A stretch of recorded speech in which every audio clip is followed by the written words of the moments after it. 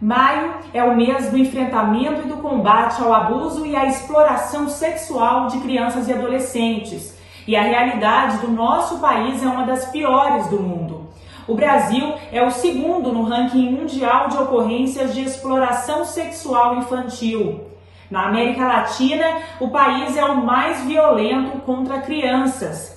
Em 2019, 17 mil ocorrências de violência sexual contra crianças foram registradas por meio do Disque 100, o Disque Direitos Humanos do governo federal. Estima-se que a cada 100 casos, 7 são denunciados. A defensora pública Bruna do Nascimento Xavier, que coordena o Núcleo de Defensorias Especializadas em Infância e Juventude na capital, explicou por que o dia 18 de maio foi instituído como o Dia Nacional de Combate ao Abuso e à Exploração Sexual de Crianças e Adolescentes. Há 20 anos foi instituído o 18 de maio como o Dia Nacional de Enfrentamento à Violência Sexual Infantil, ao abuso e à exploração sexual, né, de crianças e adolescentes. E esse ano a gente completa 20 anos desse momento histórico que remete a uma situação de violência que aconteceu com uma criança de 8 anos, Araceli, que marcou muito o estado do Espírito Santo, né? E depois de várias lutas a fim de diminuir, né, de combater essa exploração e abuso sexual infantil, foi instituído por uma lei federal como o Dia Nacional de Enfrentamento e Combate.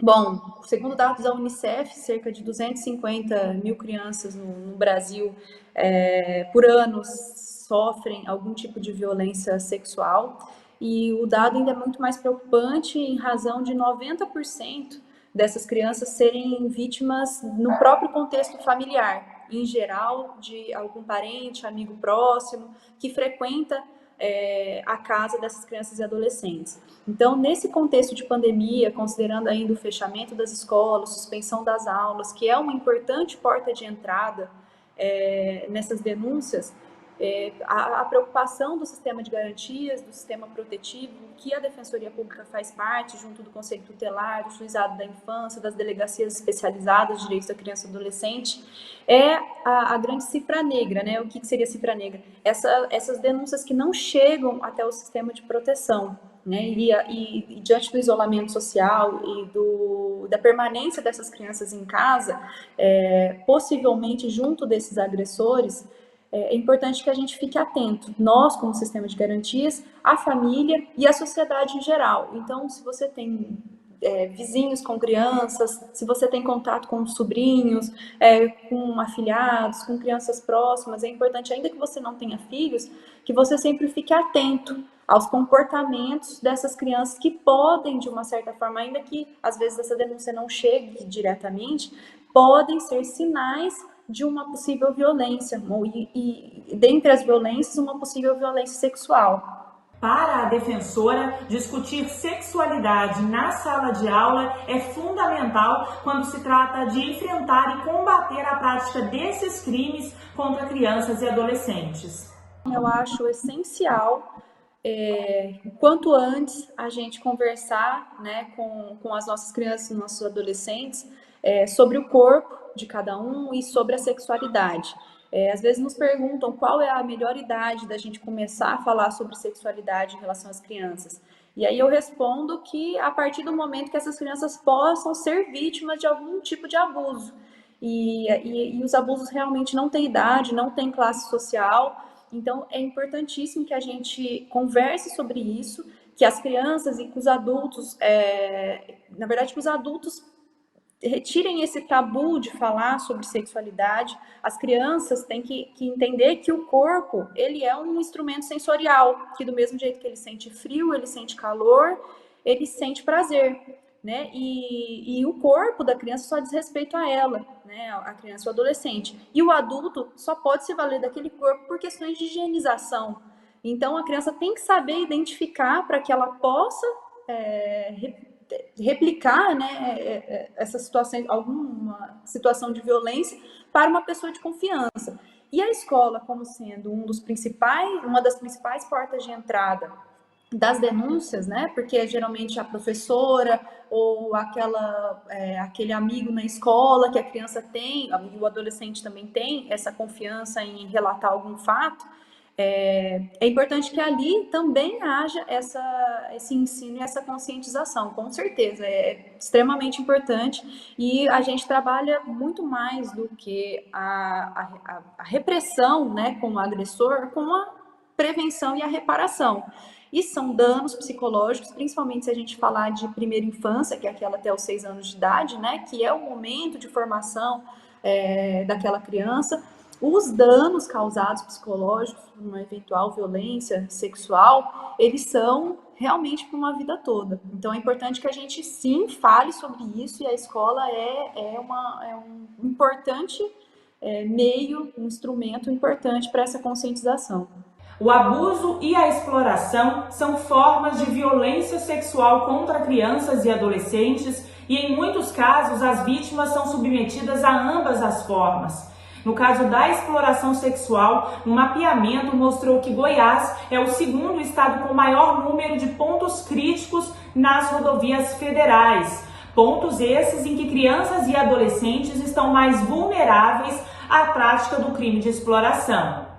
O abuso sexual, ele vem para satisfazer um desejo sexual, e a exploração sexual, em geral, por um retorno, muitas vezes, financeiro, mas nem sempre seja isso. E por isso que a gente até diferencia exploração sexual infantil de prostituição, né? A gente não fala em prostituição infantil, por exemplo, porque criança e adolescente não se prostitui, ela não tem essa capacidade de escolha e de autoentendimento para falar assim, olha, eu disponho do meu corpo e eu quero conseguir dinheiro através dele.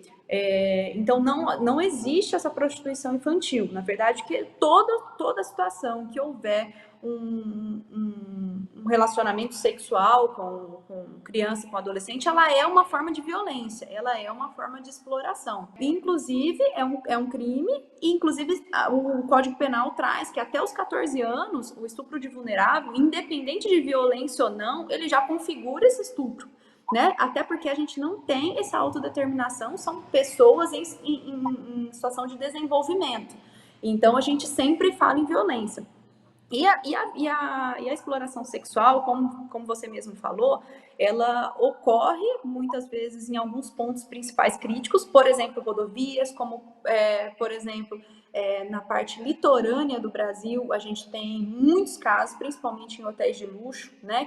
A gente vê até na TV aquelas coisas bizarras de ter catálogo, de escolha, e muitas delas são adolescentes, até numa situação que as mulheres, que são maiores, 70% das vítimas são mulheres da exploração sexual, estão numa situação ainda mais vulnerável.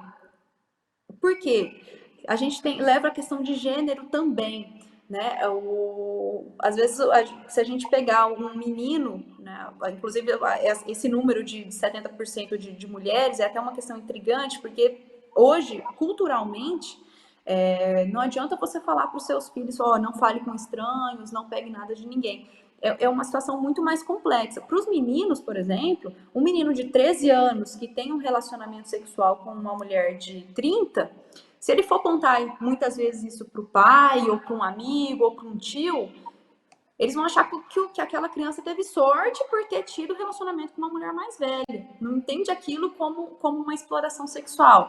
Então, esse número de 70% de vítimas mulheres, também esses números estatísticos também fogem muito da realidade. E aí, novamente, nós precisamos da nossa rede de proteção. Inclusive, né, a polícia, ela é um órgão protetivo que pode fazer esse encaminhamento. Encontrou um adolescente, uma adolescente nas rodovias se prostituindo, primeira coisa, entre em contato com o conselho tutelar, né? Se for uma situação de emergência, né? Porque às vezes você só viu e desconfia. Então você pede para que os órgãos protetivos vão lá averiguar. Às vezes você vê realmente a situação acontecendo, então você já vai ligar no 190, você liga para a polícia porque é uma situação emergencial, né? Não é simplesmente uma suspeita. E outra coisa nesse ponto também é a importância da gente entender que toda vez que a gente ligar para a polícia, que a gente ligar para o Conselho Tutelar, a fim de averiguar uma situação, não se preocupe de pensar, estou fazendo uma denunciação caluniosa, posso levar essa pessoa para a cadeia. Essa não é a questão. Os órgãos protetivos, eles são acionados para fazer a proteção daquela criança e adolescente. Ninguém vai chegar prendendo ninguém, isso tudo é averiguado. Principalmente quando há, de fato, um estupro, um abuso sexual, são situações muito difíceis de você demonstrar materialmente, porque às vezes não há, de fato, coito, né? Às vezes não tem material genético naquela criança ou no adolescente. Então, são situações que precisam o quanto antes, né, serem averiguadas, porque é muito difícil também conseguir a materialidade desses fatos. Em 2020, a instituição do Dia Nacional de Combate ao Abuso e à Exploração Sexual de Crianças e Adolescentes completa 2 décadas. E é também neste ano que o Estatuto da Criança e do Adolescente completa seu 30º aniversário. O professor da PUC Goiás, psicólogo e coordenador do Fórum Goiano de Enfrentamento da Violência Sexual contra Crianças e Adolescentes, falou à nossa equipe sobre os avanços ao longo desses 30 anos e também dos desafios que estão pela frente. Tanto o abuso sexual quanto a exploração sexual são extremamente perversos para a criança e pode afetar o seu desenvolvimento, seja físico, emocional, psicológico e sexual.